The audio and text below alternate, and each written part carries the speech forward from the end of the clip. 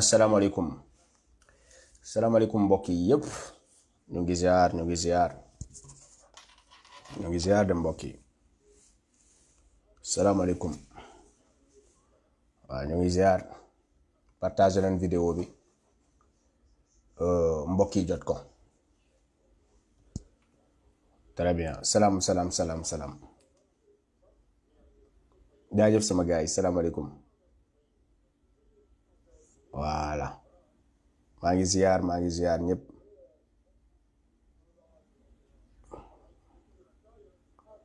maa ngi leen di ziar yéen ñëpp bu baax a baax géej nañ fi torop mais voilà ñëwaat nañu pour alerter leen rek ci loo xam ne waa ji moom lay waajal ma wax ak mbokk sénégalais yi ci langue boo xam ne moom ngeen di dégg muy wolof. Donc di leen ne partager leen ñëpp mun ko jot s'il vous plaît parce que lu ñuy waajal nii lu garaaw la loo xam ne dañu ko bëgg a accepter la te ñun duñ ko accepter loolu mooy affaire bi dañu ko bëgg a forcer te ñun duñ ko nangu moom duñ ko nangu sous aucun prétexte waaw tëj nañu samay page yëpp fu ma dem yëpp bloqué nañ ko pour xañ ma wax yoo xam ne dama koy wax muy déranger ci Sénégal mais bari nañ ay pax bari nañ ay jaar bari nañ ay rukaan yoo xam ne saa yu ñu bloqué ñu feeñ feneen très bien donc kenn mënuñu tere wax comme ni ma leen koy waxee chaque jour ñun kenn mënuñu tere wax boo leen ñu bloqué fii ñu génnee leen feneen noonu lañu bëree page macha allah ci internet bi loolu yëpp pour daw blocage yoo xam ne moom la ñuy bloqué chaque jour voilà léegi partager leen vidéo bi gars yi yegg si ñu ma wax leen lan moo xew.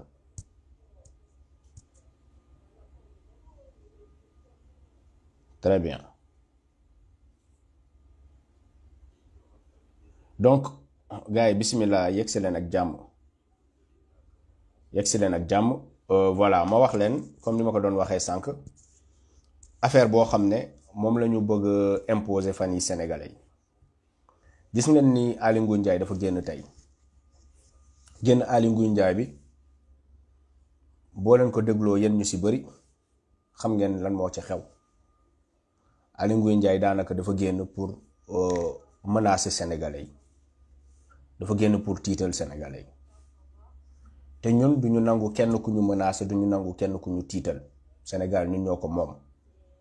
donc ñoom dañuy waajal loo xam ne peuple bi bu ko seetaanee dina leen sànq. Alassane Ouattara lan moo tax fan yii nii ñu reconduire ko yéen ñëpp xam ngeen ko yéen ñu ci bari yéen ñuy yàgg di seetaan sama ay vidéo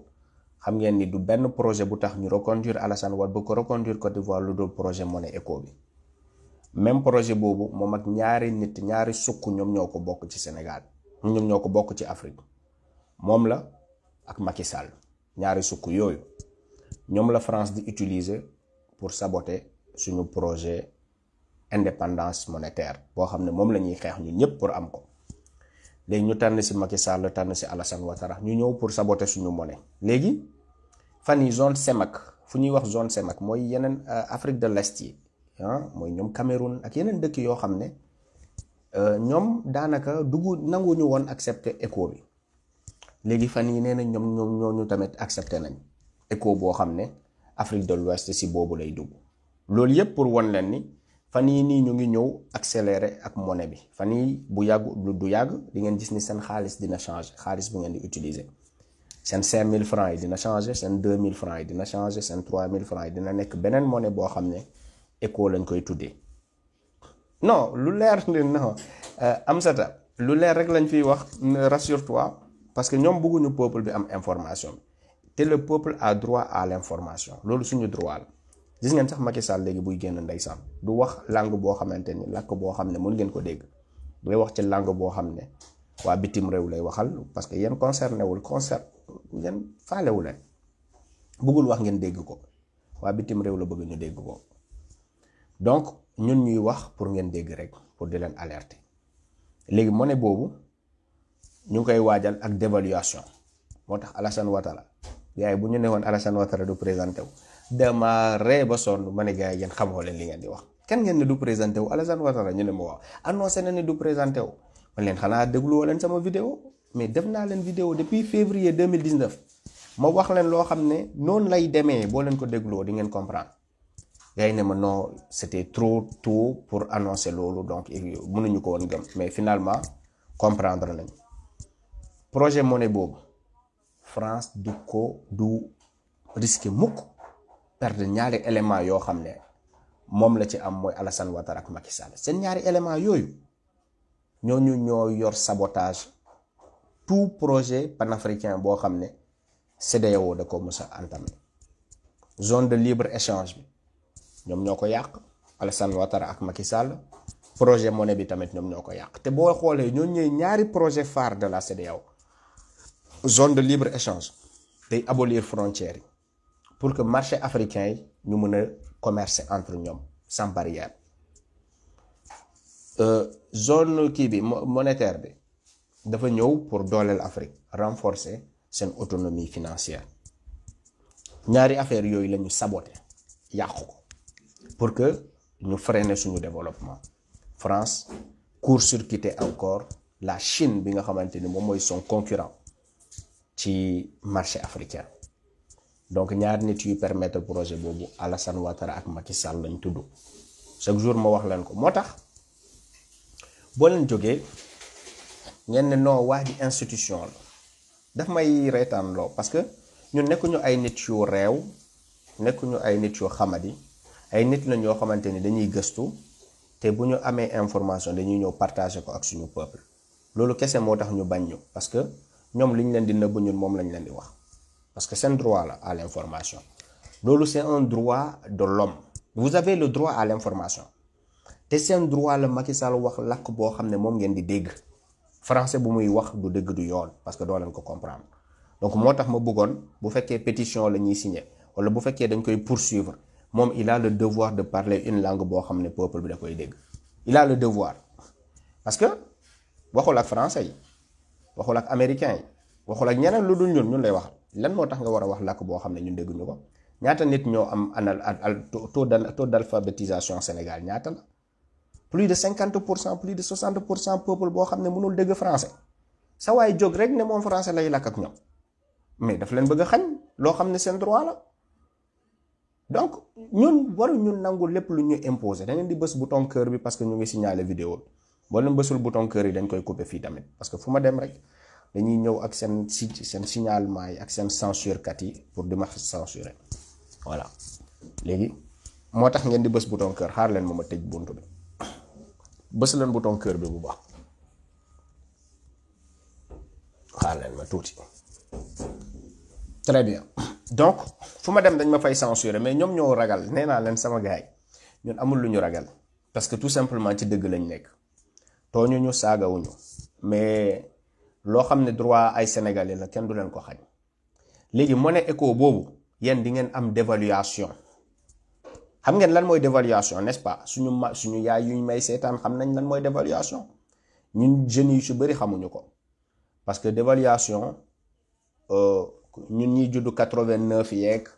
wala 80 ñi juddu 90 yi ñun ñi juddu 90 yeeg ñun ñi juddu 94 95 yeeg ñun xamuñu lan mooy dévaluation waaye suñu yaay yi xam nañu lan mooy dévaluation ñu juddu peut-être jamono 80 ñoom xam nañu peut-être lan mooy dévaluation mais ñun xamuñu lan mooy dévaluation te loolu mooy ñëw am ci monnaie bu bees bii nii ça veut dire que di nga gis nga yor xaalis ñu ne la lii valeur 1 million la ak monnaie éco bu bees bi xaalis bi nekk valeur 500 000 li may wax gars yi xam nañ ko de li may wax nii bu dee fen la rek arrêté leen ma ne ma fen la di nga yor 1 million monnaie éco bu bees bi ñëw boo moytul 500 000 ngay yor loolu la ñuy waajal moo tax Macky Sall ne kenn du manifester mais loolu monsieur le président loolu foo ko teg tey Aly Ngouille Ndiaye dafa génn pour annoncer leen ni kenn warul manifester Sénégal loolu la génn parce que gis na ni Côte d'Ivoire mu ngi tàkk Mali mu ngi tàkk ak projet éco bi gis ni ñun nuñ ci dëgëree nuñ ci taxawee problème la nar a indi Sénégal tamit te effet papillon wala xawma effet loolu lañ koy tuddee mooy mu rëy am sénégalais yi dañoo nar a topp tànk ivoiriens yi wala topp tànk maliens yi loolu nag par anticipation mu génn ne leen manifestation nañ koy tere te ku ko interdire sax mun nañ ku braver interdiction bi mun nañ la ci emprisonné. France manifestation yi ngeen di gis nii bu leen yaakaar ni c'est autorisé de c'est pas autorisé de manifestation yi ngeen di gis France c'est interdit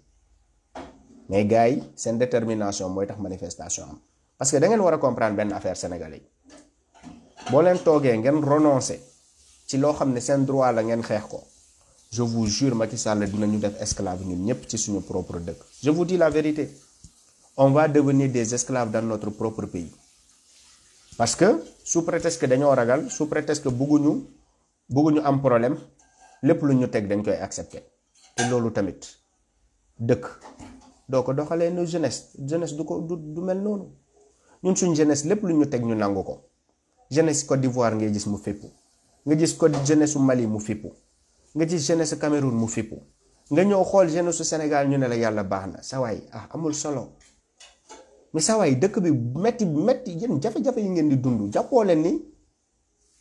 aduna amul solo boobu ak garaawul yooyu moo leen ko teg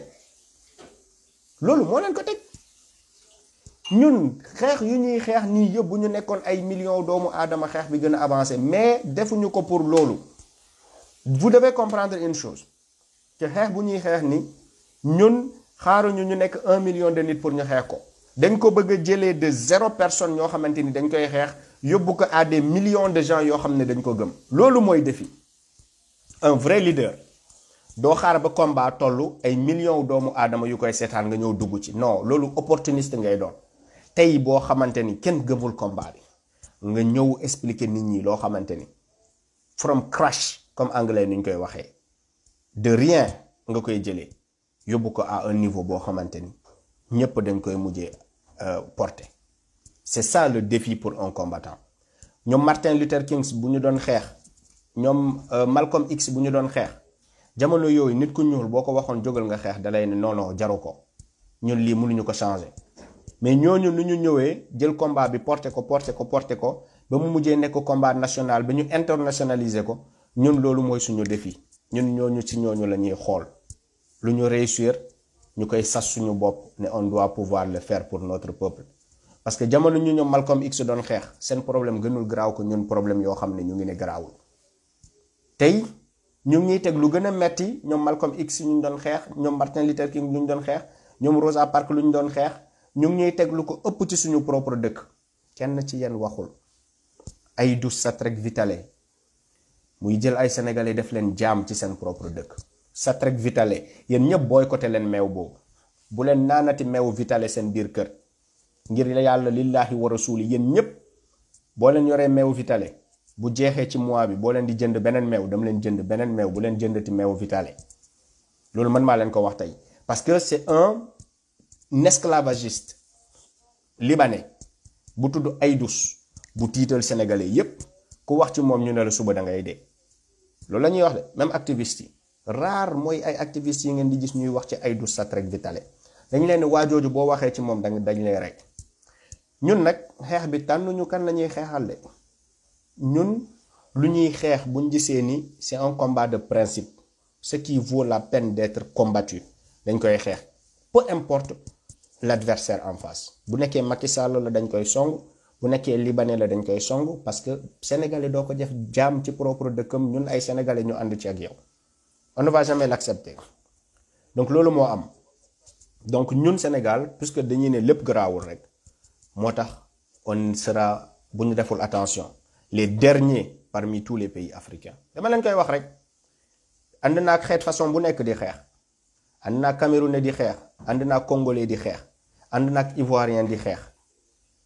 ànd naa ak Malien di xeex ànd naa ak xeet yi yépp di xeex mais lu ma gis ci xeexu Sénégal hypocrisie bu ma gis ci xeexu Sénégal opportunisme bu ma gis ci xeexu Sénégal manque de sincérité bu ma gis ci xeexu Sénégal amul xeet yu bari foo xam ne dem naa fa gis ko fa ñun loo xam ne dañ ko war a xeex sincèrement sans y attendre quoi que ce soit ñu jàpp ni lii suñu dëkk la dañ ko war a xeexal mais dañ ciy uti ay affaire wala dañ ci hypocrite di ci xool di ci je ne comprends pas au final lan moo tax on fait semblant de se battre man sama combat bu sincèreul dama koy bàyyi parce que ce qu'on fait là on ne le fait pas pour les personnes qui sont connectées ici di ñu seetaana On le fait pour le pays. Moi je le fais parce que dama jàpp ni am na ay mag ñoo xam ne seen jamono dañoo xeexoon bu ñu nekkoon ndaw pour leur pays que je ne dois pas être en reste. loolu moo tax on le fait hein. On le fait parce que nous sommes cette jeunesse boo xam ne suba dinañ ko laaj qu'est-ce que vous aviez fait bi ngeen nekkee ndaw bu ñu leen doon imposer cette souffrance.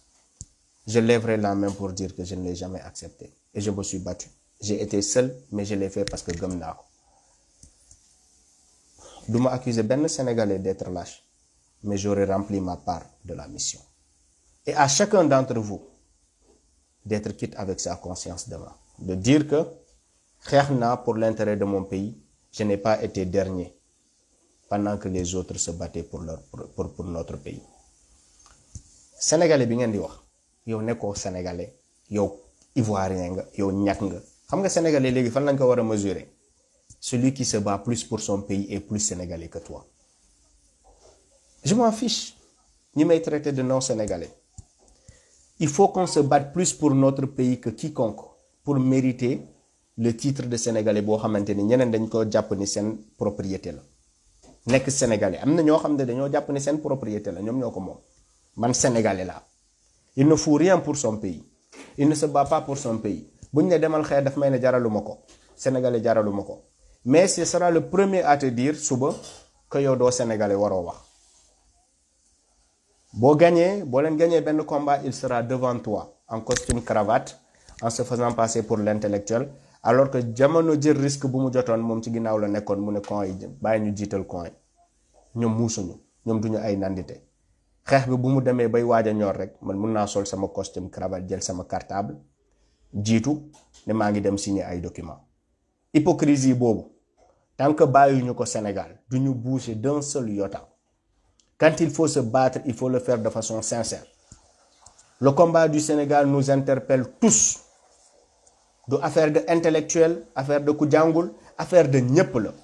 Te les plus grands traîtres de ce pays ont toujours été des intellectuels. Man moo tax sax j'ai honte de me définir comme un intellectuel. Peu importe le nombre de diplômes que j'ai honte, je veux pas ne man intellectuel là. Parce que les intellectuels nous ont tellement fait honte. Ziar,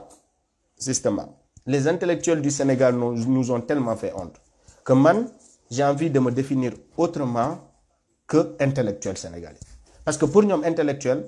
moi, n'est que tapette. Intellectuel, moi, n'est que lâche. Intellectuel, moi, bañ a xeex. Ne sama cerveau là use, sama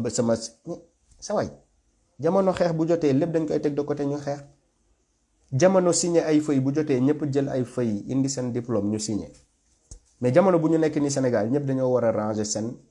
cahier yi seen diplôme yi ci tiroir yi ñëpp sol ay tic-tic ñu wàcc ci tali bi loolu mooy defar suñu Sénégal. Je vous dis la vérité man loolu laa gëm mun ngeen gëm autre chose mais billahi tant que ñun ñëpp rangé wuñu suñu diplôme yi rangé wuñu suñu hypocrisie bi rangé wuñu suñu nekk tapette gu ñu nekk ñu jaakaarloo ak waa ji nii affronté ko je vous jure que seen vie dina gën a metti chaque jour qui passe. Chaque jour qui passe vous allez vivre le calvaire dans votre propre pays. Ay Libanais dinañ leen signer loo contrat 50 milliards ay Sénégalais nekk entrepreneur di xaar ñu booster leen tuuti joxoon leen benn coup de pouce tuuti ñu attribuer leen contrat 10 millions sax wala contrat 5 millions mais Libanais dina ñëw ñu attribuer ko contrat 10 milliards ñu attribuer ko contrat 15 milliards contrat 50 milliards ay Aïdou Satrek Vitale moom mooy construire les prisons du Sénégal léegi marché boobu Aly Ngouille Ndiaye moo ko jox moom mooy construire prison Sénégal yi ay marché milliards yoo xam ne ay entrepreneur sénégalais ñu ngi fa ñu soxla woon ko am duñ leen ko jox libanais lañ koy jox parce que ak libanais bi mun nga ko scinder en deux bu dee projet 50 milliards la yow nga jël 25 milliards moom mu jël 25 milliards xalaatuñu sénégalais ñaata nit la mën a génnee ci chômage en investissant dignement cet argent xalaatuñu sénégalais boobu ñaata nit la mun a employé yoo xam ne ay diplômés lañ yu génn ci université yi mais seen yoon nekku si ils s'en fichent de ça ce qui les intéresse mooy ñu jox ko benn libanais boo xam ne mun naa ko xaaj en deux man Aly Ngouille Ndiaye ma am ci moom libanais bi mu am ci c'est ça qui les intéresse. léegi yan sénégalais yi ngeen di toog di seetaan ngeen ne élection ñëw ñu sàcc leen chaque jour vous vous donnez des prétextes pour ne pas vous battre. Chaque jour man peuple sénégalais bi rek laa gis boo xam ne il remet toujours à demain loo xam ne demain boobu du mu sa yegsi. Demain boobu bu yegsee mu remettre ko à un autre demain, à un lendemain, le surlendemain, le lendemain après le surlendemain, le surlendemain après le surlendemain. Jamais heure bu mu war a xeex du jot. boo waxee ñu ne sa waay bàyyi ba élection yi jot ñu sàcc élection yi mu ne sa waay bàyyi ba 2024 jot 2024 ñëw ko amul droit présenté wu candidat mu ne léegi candidat la ñu ne sa waay bàyyi ba élection yi ñu sanctionné ko élection yi jot mu sàccaat ko ñu ne la bàyyi ba 2050 noonu ngeen di def di remettre à demain ba ñun ñëpp ñu maget te ay bant ñuy dox pousse ñuy pousse ñu ne franchement gars yi dañ ñoo nax mais c'est parce que vous l'avez accepté. gars yi dañ ñoo nax nan lañ la naxee tu étais là tu remettais toujours au lendemain nit yi bu ñu doon wax nga ne ay dof la ñu woon comme si ils sont plus sénégalais que toi comme si Sénégal bu baaxee ils seront nommés président wala ñoom ñooy remplacer Macky Sall ay nit ñoo xamante ni c'est comme yaa ngi leen di gis ils n'ont rien de plus que toi ñu ngi lay won loo xam ne c'est la même vie que tu vis ñu ne la ngir yàlla kaay leen ñu xeex pour notre intérêt à nous tous nga ne duma ko def parce que moom je sais pas moom dof la man duma ko topp mais pare naa dem dëkk boo xam ne ay nit dañ ko xeex pour construire ko ñun ñu ñëw ci dëkk yooyu ñu gis ni la seule différence entre ces gens-là et nous c'est qu'ils se sont battus ba mën a am lu ñu am ni buñ ko defee on n'aura pas besoin d'immigrer dem seen dëkk pour am ko.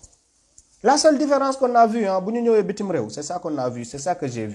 vu que ces gens-là ont des politiciens qui sont patriotes. Ils sont prêts à tuer nos présidents pour ñoo nourrir seen famille parce que président yooyu ay tapet lañu. Ils confient leur sécurité à des gens yoo xamante ni pare nañ leen rey pour nourrir leur peuple. C'est ça la réalité. boo ko waxee ñu ne dañ lay tëj boo delluwee Sénégal qu'est-ce qu'on a fait de mal? On a dit la vérité au peuple. Peuple, il faut que nga yeewu ñun lu ñuy def ni on n'a pas de salaire billahi wallahi wa tallahi amul benn opposant bu may jox 1 centime bu fekkee am na rek yàlla bu ma yeewu suba amul kenn ku may fay ma dugg ci métro yi dem yuuxu fa ne leen bàyyi leen di ngeen di toroxalee africain yi amul kenn ku may fay pour quoi que ce soit amul 1 centime lu may gagner dans quoi que ce soit que je fais comme ça pour mon pays loo xamante ni man dama ko ci am retombé chaque mois wala chaque jour wala ma ciy gagner dara seen kaw amul mais buñ leen ne ñëw leen xeex rek ngeen commencé stigmatiser nit ki parce que yéen ñame woo leen waa ji sax leerul waa ji sax lu tax moom mu ñuy woo moom mu nekk bitim réew yow nekk nga bitim réew defoo ko mais yaa ngi toog di naan waa ji dafa bëri wax yow yaa ngi toog Sénégal luy taal sa téléphone sax doo ko def yaa ngi bitim réew luy taal sa téléphone doo ko def parce que xam nga ni internet bi bu ñu la xàmmee sa liggéey bi sax mën nañ la ci indil problème yaa ngi bitim réew mu nekk bitim réew di ko def yow miy nekk bitim réew yow yaa koy ŋaññi ci internet bi alors que yow yaa ngi bitim réew mais taal sa téléphone sax wax ak sénégalais yi doo ko def wala boo koy def da ngay nëbb sa kanam mais vous êtes les premiers à insulter les gens qui sont au devant ñu pare xeexal askan bi chaque jour ñun bu ñu takkalee ay nit ñu nar a xeexal au final on restera avec qui? Des gens qui nous torturent tous les jours. Vous choisissez vos propres bourreaux au lieu d'être solidaire ak ñu ñuy xeexal on préfère être du côté de ceux qui nous torturent sa waay moo tax ñun pour suñu peuple bi il est important que xoolal ay affaires yoo xam ne moom lañ dugaloon suñu bopp ñu génnee ko suñu bopp quoi sa waay ñun jeunesse lañ boo xamante ni on doit aspirer à autre chose que ay affaires dof yu ñu dugal suñu bopp c'est-à-dire ñun foog ñu am formatage boo xam ne dañ koy def ci suñu bopp yi y a des choses yoo xam ne yëfu dof la yu nekk ci bopp sénégalais yi depuis des siècles yoo xam ne dañ ko war a laver ci suñu bopp yi ñu nekk nit benn yoon suñu dëkk avancé loolu il faut ngeen comprendre ko je vous dis la vérité du manquer respect kenn du saaga kenn mais dafa am ay yëfu dof yoo xam ne mu ngi ci suñu bopp yi en tant que sénégalais tant que dindiwuñu ko ñu am une mentalité boo xamante ni ça tend vers le développement plutôt qu'une mentalité boo xam ne daf ñuy régresser loo à chaque fois ñun boo leen xoolee suñu vie même façon de parler yi même dicton yi depuis 1960 ba léegi même dicton yi lañ lay wax même lii aduna amul aduna yàggul kiiwul aduna yàggul nit mu ngi lay sàcc 50 milliards nit mu ngi lay sàcc 94 milliards nit mu ngi lay sàcc ñaata milliards mais aduna yàggul léegi mu jeex fii dara jaru fi dara mais moom adunam arjana lay doon yow sa aduna doon safara ngay xaar dem dee nga dee yàlla dugalaat la safara yow nga perdre ci aduna perdre ci àllaaxira parce que yàlla promettre leen ni da ngeen di dugg arjana chaque jour ñu ngi fiy def baakaar ñoom ñu ngi fiy lijjanti seen aduna mais ñu ne la yéen ngeen xaar ba ngeen dee pour ngeen am seen arjana ça veut dire que ñun sénégalais yi dafa am loo xamante ni fii lañ ko war a xeexee bu may waxee nag c'est général politiciens yi laay wax parce que man am na débat yoo xamante ni du ma ci dugg man tout mon problème c'est avec les politiciens du Sénégal il faut que ñu xam ne politiciens yi nii ñoom ñooy manipuler tout ce qui suit lépp luy suivre politiciens yi ñoom ñoo nekk à la base ñoom ñooy manipuler lépp pour leur privilège mais ils ont besoin de faire des alliances loolu fa ngeen comprendre ko politiciens yi pour que seen jeu bi marché ils ont besoin de faire des alliances alliance yooyu moo leen di jox stabilité boo xamante ni pour sàcc ñu la pérenniser sàcc bi c'est une entreprise de vol et de détournement de satanique ñoo xamante ni ñoom ñoo téye Sénégal di ko tourner entre leurs mains il faut dire la vérité dans ce pays-là il ne faut pas avoir peur de dire la vérité parce que c'est le mensonge qui nous a maintenus dans cet esclavage pendant des siècles c'est le mensonge moom moo ñu téye fii nii ñu nekk ni mensonge fen kese moo tax Sénégal musul bouger fu mu nekk nii fen kese fen di wax nit lu ko neex mu kontaan ne la yow de sama gaayan nga sa gaayan ci fen bugguma nekk gaayanu kenn ci fen bu ñu nekk gaayan pour l'intérêt de mon pays bu jaree ñu jaar sa kaw ak caterpillar sax dinañ jaar sa kaw pour l'intérêt de notre pays bu jaaree ñu jàpp ay nit ñoo xamante ni ñoom ñoo toroxal peuple bi ñu pendre leen ci kaw def leen exemple pour ñeneen yi ñu gis ko jaral nañu ñu def ko si c'est la voie pour libérer notre pays France def na ko États-Unis def na ko yeneen dëkk yi yépp def nañ ko ci seen révolution dëkk yooyu gënuñu Sénégal naa fekk bu fa nekk yërmande hypocrite bu fa nekk loolu moo tax du mës a changer te loolu foog ñu dindi ko ñun loolu lañ jóg pour dindi moo tax man du ma critiquer xeexu nit tant que nit jógoo nga ne danga may saboter man ce que je prends comme risque nga ne yow léegi yow parce que on t'a amené dans le combat on t'a donné benn auditoire foo xam ne mun nga fa wax nga ne man ngay attaquer parce que man je m'attaque pas aux activistes yi doo leen samay problème man ñuy samay problème mooy politicien mais ku ñëw nag ne man ngay attaquer nag ci loo xam ne je n'y attends ni salaire ni remerciement ni quoi que ce soit nga jóg ne man ngay attaquer alors là je vais te démonter pièce par pièce parce que yow doo sama cible mais bu nekkee da nga ñëw rek bëgg a far ci ñu manipuler la nga bëgg a far ci président bi pour ne man ngay décrédibiliser alors là je te remets à ta place loolu mooy sama problème ak ñenn ñi mais sinon man je m'adresse à ces politiciens là am na xeex ñoo xamante ni ñooñu loolu mooy seen xeex nañ ko xeex man sama xeex contre Macky Sall la sama xeex contre Aly Ngouille Ndiaye la sama xeex bi contre les faux puissants ñoo xamante ni seen puissance bi dañ ko basé ci exploitation de mon peuple pauvre ñooñu ñooy sama problème parce que les pauvres aussi dañoo war a atténuer tuuti seen pauvreté mais pauvreté boo xamante ne c'est extrême toujours à l'extrême les chômeurs de la France sont plus riches que nos salariés loolu foo leen ko teg chômeur kuy dundee RSA wala kuy dundee ay aide France moo gën a riche suñu salarié vous nous dites que ce pays avance merde vous nous dites que ce pays avance les chômeurs des États-Unis est plus riche que notre digne travailleur et vous êtes là non le pays est riche ñun Sénégal neewuñu kenn Sénégal benn bopp la kenn mënu ko xar ñaar mais gis ngeen seen discours yi fen yooyu noonu suñu discours hypocrisie yooyu tant que bàyyi ñu ko on ne bougera jamais d'un iota ñi dañoo soxor ñi nekk ci internet bi seen xol bon dañoo iñaan dañoo ñee Macky Sall qu'est-ce qu'on a à foutre de ce que Macky Sall a vous croyez que c'est Macky Sall qui me donne à manger vous croyez que c'est Macky Sall qui me donne à boire c'est lui qui paye mon loyer ana lu ma soxla ci loxo Macky Sall ba ma koy ñee le seul problème que j'ai avec Macky Sall mooy traître la fenkat la hypocrite la c'est le seul problème que j'ai avec Macky Sall sinon j'ai le cadet de mes soucis je m'en fiche de Macky Sall moo may jox ma lekk moo may jox ma sol qu'est-ce que j'en ai à foutre de lu mu am bu fekkee da ko amoon dignement sax ma naw ko mais amu ko dignement da ko sàcc ñàkku sénégalais yi li jël di ko dawal ci ay 4x4 8x8 lan lay ñee ci nit kooku noonu man xam naa ni demee fu ma jaakaarloog sama borom mu laaj ma ne ko sama salaire moom laa dundee lépp lu ma am sama salaire moom ma ko jox mais nit koo xamante ni si sàcc la bâtiré fortune lan lay ñee ci nit kooku noonu ñi génn ci internet yi di ma sosal ay amuñu dara dañoo nekk Europe liggéey day jaay ay journal indi nañ lu nekk pour xeex ñu indi nañ ay journaliste indi nañ ay télé pour xeex ma indi nañ lu nekk lu ñu am ci internet bi pour xeex ma mais sa waay dëgg kenn mënu ko xeex Baye Fall jàpp ngeen Assane Diouf mais dëgg bu muy wax mu ngi ci nopp sénégalais loolu mënoo leen ko génnee ci nopp sénégalais di ngeen saaga kayis foofu mais dëgg bu muy wax mu ngi ci nopp sénégalais ku ko dégg kuy romb benn yoon live bi sax toog déglu ko na xam ne waa ji lépp lu muy wax dëgg la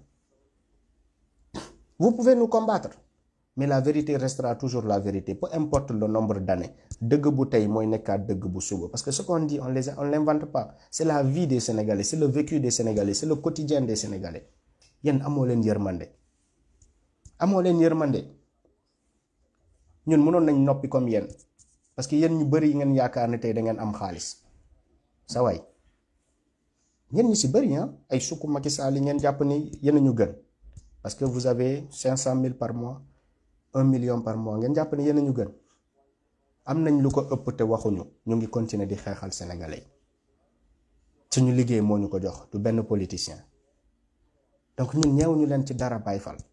xeexal leen seen dëkk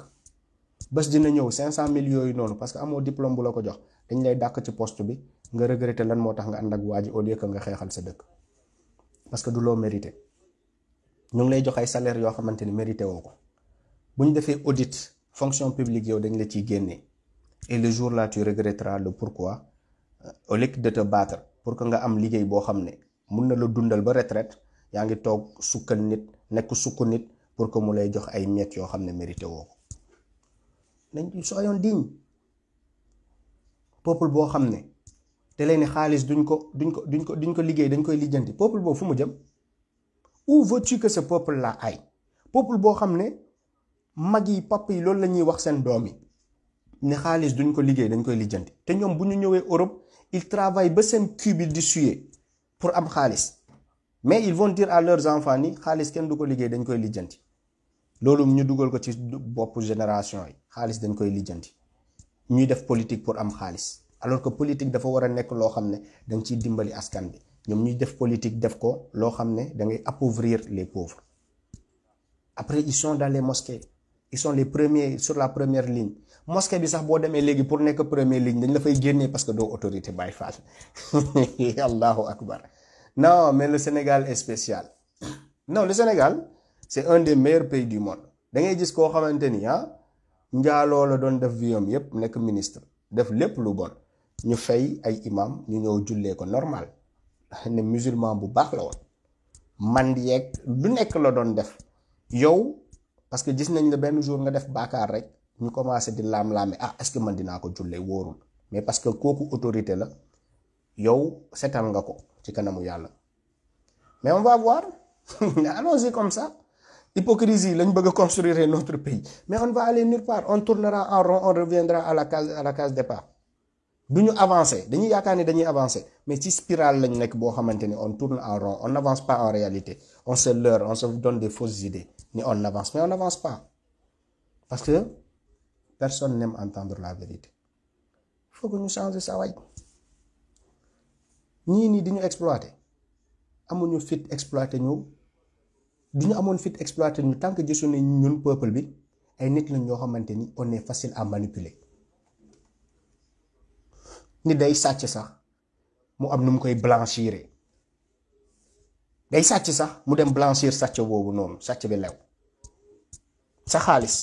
ñépp nangul ko sàcc nga waaye blanchir nga ko nangul naa noo ko blanchir dootuma ci waxati parce que ni nga ko blanchir sa waay duma ci wax sa waay ça sera difficile de changer ce pays là tant qu'on ne se dit pas la vérité nañu bàyyi nit bu jógee wax ñu ne dafa arrogant ku wax dëgg ñu ne dangaa arrogant danga réew ni ngay waxee baaxul respecté woo mag mais ay mag yoo xamante ni ay fenkat lañu man sama papa bu nekkoon fenkat sa waay wala sa yaay nekk fenkat sa waay yow tamit respect boo am sax si moom day wàññeeku yow nan ngay amee papa bu mel ni Aly Ngouille Ndiaye nan ngay amee papa bu mel ni Macky Sall nan ngay amee papa yu mel ni suñu autorité Sénégal yi nga am respect pour ñoom chaque jour mu wóor la ni lu ñuy génn di ko wax askan bi dañuy fen mais même toi en tant que fils tu ne seras pas fier d'un père comme ça après vous voulez que le peuple vous respecte vous voulez que le peuple vous adule vous voulez que le peuple soit courtois avec vous alors que vous êtes des traîtres et des menteurs mais ce n'est pas possible un traître ne mérite qu'un traitement de traître bu leen ñu ñaan courtoisie bu leen ñu ñaan éducation bu leen ñu ñaan dara yéen vous avez décidé d'être nos ennemis laissez-nous choisir nos armes ku mu neex choisir arme bu ko neex fii nii bàyyi leen nit yi xeex parce que nit yi tamit ils ont le droit bu ñu leen sàccee bu ñu leen defee lu nekk ils ont le droit de se défendre maintenant nit bu jóg tourner am lu mu yenu tee ko ci loxoom bàyyi leen ko parce que bu muy jooy ci néegam kenn jàppalewu ko léegi bu bëggee exprimer lu ko metti nag ñëpp génn noppil defal lii te bu mu nekkoon ci naqar bu mu nekkoon ci pugu som bi di bëgg a dee kan moo ko joxoon lekk kenn ci yéen da ko faale yéen ñëpp da ngeen di toog seetaan ko ngeen di xaar mu dee ngeen indi 1000 francs waaye jàppal si lii 1000 francs yooyu 2000 francs yooyu boo leen ko dajalee jamono bu mu feebaroon ngeen joxoon ko du dee léegi mu am fenn foo xamante ni rek jóg na fippu mer ne day wax rek ngeen ne ko déedéet bul wax noppi mais laissez les gens ça veut dire que vase bi dafa fees vase bi comme tubaab ni ñu koy waxee vase bi da ngeen ci yokk ndox ba dafa fees les gens vont parler soit vous êtes juste avec le peuple ou le peuple se défend c'est tout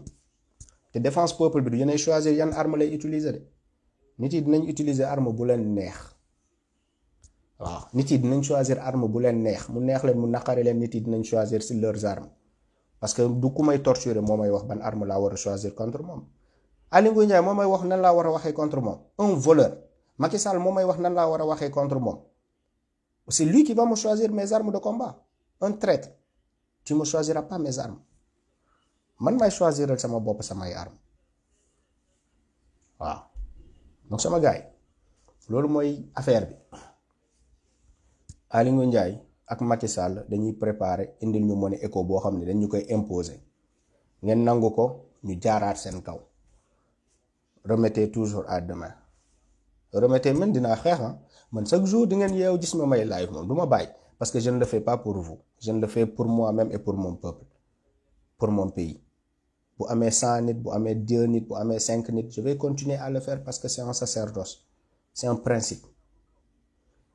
yàlla bu defee ay millions fekk ma si alhamdulillah yàlla bu defee kenn fekk si ma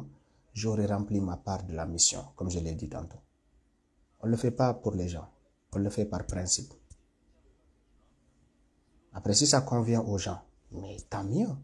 on ne crachera pas dans la soupe tant mieux mais si ça déplaît à des gens c'est le cadet de notre souci on le fait pas pour plaire à des gens si ça te plaît pas tu te mets sur la marche nga bàyyi nit yi avancer toogal si bandaleer d'urgence bi nga taxaw xaar ñu fa autoroute bi avance si ça te plaît on va ensemble mais doo leen imposer nit ñi seen volonté non vous nous volez après vous voulez nous imposer des choses on n'acceptera pas on se battra contre vous bu jaree ñu bàyyi fa suñu bakkan dinañ ko fa bàyyi parce que ay nit bàyyi nañ fa seen bakkan ñoo xam ne gënuñu leen c'est ça la réalité dans chaque pays à chaque pays d'avoir des martyrs pour la République bu fekkee fa lañ war a jaar pour changer le Sénégal nous sommes prêts à en devenir plusieurs la soit ñu teg lépp ci yoon wala ngeen bàyyi ñu wax boo leen ñu bëggee xeex ñu bàyyi leen ak yàlla toutes les façons yéen ñëpp 90% safara ngeen jëm bu dee lu ñuy jàng ñun ñëpp dëgg la bu dee ñun ñëpp lu ñu wax depuis tout petit dëgg la 90% yi peu importe foo leen situé ci statut social bi safara ngeen jëm ñu dem safara fekkante foofu après ñu lijjanti ko foofu ñu dem arjana fekk ko foofu ñu lijjantiwaat ko foofu parce que ça sera trop facile de laisser certaines personnes comme ça bu fekkee ñun lépp lu ñu jàngal nit di da nga war a wax dëgg nit waroo sàcc nit waroo fen nit waroo détourner waroo def corruption nit ñi njoolu noonu yëpp ay nit ñu ngi koy def mais ils pensent qu'ils sont plus musulmans que toi ils pensent qu'ils ont le paradis plus assuré que toi parce que bu ñu demee mosquée dañ leen di teg ci première ligne ils sont partis même ba jaakaar ni ñoom ñoo gën a jege yàlla que toi mais on va voir nañ continuer rek léegi écho bi boo leen ko nanguwee sa waay man du ma ko yëg de man ñëwal Sénégal nga xeex mais bul xeex ñëwal Sénégal mais man sama ñëw Sénégal ak sama bañ a ñëw Sénégal bu tax nga xeex boo bëggul xeex bul xeex sa waay sama wax concerné wu la mais lan moo tax nga may wax man fan laa war a ñëw pour xeex boo bëggul xeex bul xeex toogal nga jàpp sa njàmbur mais bu ma wax man fan laa war a ñëw pour xeex parce que sama pièce d'identité du bu ma nekkee France nekkatuma sénégalais bu ma nekkee Amérique nekkatuma sénégalais bu ma nekkee Suisse nekkatuma sénégalais gënoo ma nekk sénégalais peu importe fu ma nekk sa waay donc ce n'est pas à toi de me dire fan laa war a xeexee soit tu te bats ou tu te tais tu as peur tu te tais forcé wuñu kenn ci xeex bi forcé wuñu kenn bu la neexee xeex bu la neexee bàyyi après suba bul yuuxu bu leen fi dutray lamiñ yuuxu non que personne ne crie nañu endurer rek puisqu'on a choisi de croiser les bras endurons en silence ce sera ça après nañu dee en silence on a accepté de mourir en silence mourons dignement d'une de notre belle mort que personne ne crie. Assumons, nañu dee ndànk, dina metti mais c'est ce qu'on a choisi. waaw jërëjëf yéen ñëpp nekk leen ci jàmm.